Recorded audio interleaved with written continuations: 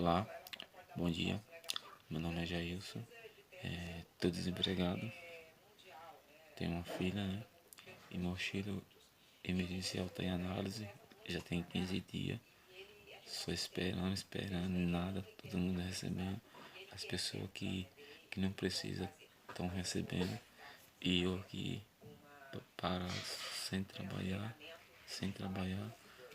esperando esse auxílio emergencial. Não posso nem sair de casa, nem nada. E preciso trabalhar, sair do serviço com o MEI. Aí me cadastrei dia 7 e até hoje só em análise, entendeu? Vai cair a segunda parcela, eu nem peguei nem a primeira e vai passando, né, rapaz? É complicado, viu? Esperando por Chile é complicado.